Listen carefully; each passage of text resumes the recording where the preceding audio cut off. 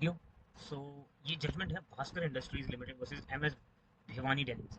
तो इसका लॉजिक क्या है और हम ये जजमेंट क्यों पढ़ रहे हैं? ये जजमेंट पढ़ने का रीजन ये है क्योंकि मैं अभी इस प्रोपोजिशन पे काम कर रहा था कि section 205 of CrPC and 317 of CrPC, इसमें जो मजिस्ट्रेट को पावर है कि वो परमानेंटली एग्जेम्प्ट कर सकता है किसी अक्यूज को किसी समन केस में। I repeat, summons case, not warrant case.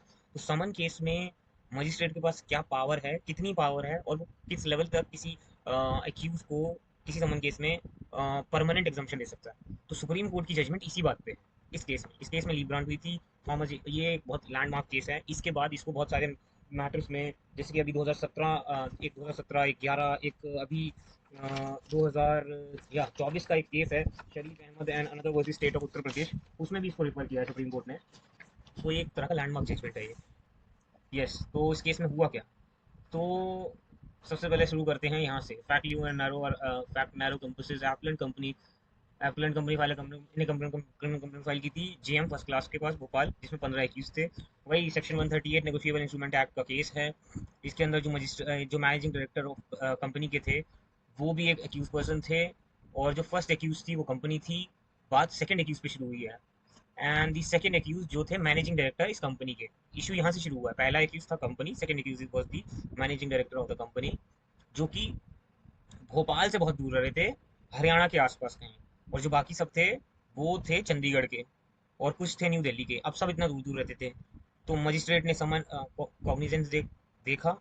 उसके बाद ऑफेंस में समन इशू हुए अक्यूज को। अब यहाँ से केस शुरू होता है। ये सेकंड अक्यूज के लिए अपील फाइल की है इन्होंने, एसएलपी।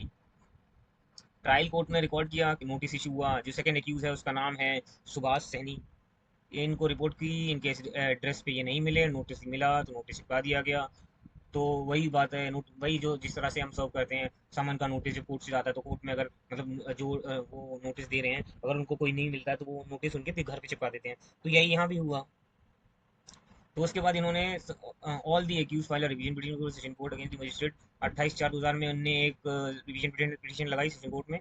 उसके बाद रंजीत सिंह, एडिशनल सेशन जज भोपाल जो थे, वो mandated advocate of the second accused है given undertaking that he shall appear. तो उसने अंडरटेकिंग किया उसके क्लाइंट के बिहाफ पे वो अपीयर होगा after recording the submission of जज ऑपरेटिव पार्ट। अब इसमें हुआ ये कि from analysis of evidence clear के नेगोशिएबिलिटी ऑफ चेक्स जो है, और ज्यूरिसडिक्शन ऑफ कोर्ट्स, और एप्लीकेबिलिटी ऑफ सेक्शन 138 जो नेगोशिएबल इंस्ट्रूमेंट एक्ट है 1881, वो कैसे अप्लाई होता है। तो हुआ ये था भास्कर इंडस्ट्री लिमिटेड में कि जो एप्लेंट हैं, he had issued cheque in favour of Bhiwani Dynamics, जो कि इसमें रिस्पोंडेंट है। अब ये जो चेक थे वो डिसऑनर हो गए अपॉन प्रेजेंटेशन, मतलब जैसे उन्हें चेक दिया वो डिसऑनर हो गए। अब इसमें फिर जो रिस्पोंडेंट है, प्रेजेंटेशन एंड लीडिंग, तो रिस्पोंडेंट ने कंप्लीट एक केस फाइल कर दिया 138 में। द की इशू, अब इसमें की इशू ये है कि whether the place where the check was presented and dishonored had jurisdiction, or whether it has confined to where the drawer maintained the account। क्या जो चेक का क्या jurisdiction वहाँ का बनेगा जहाँ चेक प्रेजेंट किया गया है और डिसऑनर हो गया है, या फिर जहाँ पर जो ड्रॉवर है उसका अकाउंट है। तो jurisdiction 138 के अंडर डिसाइड किया इसमें, वही 138 इस पहला इशू jurisdiction है कि केस क्लैरिफाई करता है कि whether a complainant या whether a complaint by a complainant for dishonor of check could be filed at place where the check was presented, जहाँ चेक प्रेजेंट किया था वहाँ फाइल किया जाए, या फिर where the drawer maintain the account, जो मैंने अभी बताया। 138 और 142 जो सेक्शन है एनआईए एक्ट के, वो उनकी इंटरप्रिटेशन इसमें सुप्रीम कोर्ट ने इंटरप्रेट किया है कि कोर्ट ने एनालाइज किया टेरिटोरियल जुरिडिक्शन चेक बाउंस के केस में क्या होगा। सुप्रीम कोर्ट ने बोला कि जो जुरिडिक्शन है for filing a complaint under section 138, वो जो है वो रिस्ट्रिक्टेड नहीं है to the place where drawer's bank is located. जहाँ जो ड्रॉ कर रहा है उस ड्रॉवर्स बैंक के बैंक अकाउंट तक ही रिस्ट्रिक्टेड नहीं है जुरिडिक्शन, बल्कि जो कंप्लेन कर रहा है और जो कंप्लेनेंट है वो ये कंप्लेन वहां भी फाइल कर सकता है जहां पेई, जिसको पे हो रहा है, जहां पेई के बैंक अकाउंट लोकेटेड है वहां भी चेक प्रेजेंट किया जा सकता है। इस जजमेंट ने री की कुछ बातें, जैसे कि जो जजमेंट है ये रिफर कर रही है रीइंफोर्स कर रही है principle that dishonour of a cheque is continuing process. अब जो डिसऑनर ऑफ चेक है वो सिंगल प्रोसेस नहीं है, ये कंटिन्यूइंग प्रोसेस है। और जो पेई है उसके पास राइट होती है to initiate legal action at place where the cheque was deposited for collection. इसमें रूलिंग प्रोवाइड की गई क्लैरिटी और टेरिटोरियलाइजेशन की चेक की expand the scope where a complain under section 130 can be filed favouring the payee rather than limiting the on drawer's location. भाई इसके अलावा बहुत इंपॉर्टेंट एक और लॉजिक था इस केस में, दूसरा है कि whether the complaint was premature if filed before the expiry of the 15-day notice period under 138 of NIA act. Legal issue की बात की जाए तो ये है कि सेक्शन 138 बी जो एनआईए एक्ट का है वो कहता है कि अगर एक बार once a cheque is dishonoured then the payee must issue a demand notice to the drawer within 30 days of receiving the dishonour memo from the bank. दूसरा, if drawer fails to make the payment within 15 days from receipt of the notice, only then can the payee file a complaint. The accused argued that since the complaint was filed before expiry of 15 days statutory period, it was premature and liable to be dismissed. इस पे supreme court ने बोला that if a complaint is filed before the expiry of 15 days notice period, it is indeed premature and not maintainable under 138। सही बोल रहे हैं। However, court ने ये भी क्लैरिफाई किया that complainant is not barred from filing a fresh complaint after the expiry of notice period if the check remains unpaid। Exactly। तो ये रीइंफोर्स करती है प्रोसीजरल रिक्वायरमेंट 138 के अंदर जो 15 दिन की पेमेंट का पीरियड होता है आफ्टर नोटिस, और also that premature complaint is not valid but this does not take away the complainant के पास राइट तो रहता ही है कि वो फाइल कर सकता है fresh compliance with the law. तीसरा जो बहुत इंपॉर्टेंट था जो मैंने वीडियो के स्टार्टिंग में बताया, जो कि है सेक्शन 205 और 317 में सीआरपीसी के अंडर जो मजिस्ट्रेट के पास पावर है पर्सनल अपीयरेंस को एग्जेम्पशन करने की। तो ये सेक्शन अलाउ करता है मजिस्ट्रेट को to exempt the accused from appearing person at every hearing and instead permit them to appear through a lawyer. Exactly जो लॉयर्स एक्चुअली करते हैं।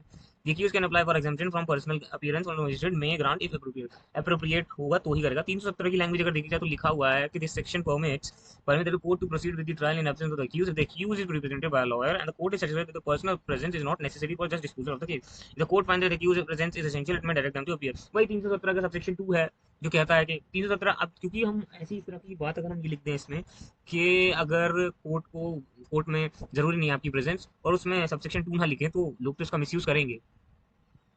और फिर इसकी एप्लीकेशन की जाए अगर सेक्शन की तो ये है कि जो भास्कर इंडस्ट्रीज है उन्होंने एग्जाम्पशन सॉर्ट की थी पर्सनल अपीयरेंस में, ये कहते हुए कि that they should be allowed to be represented by lawyer.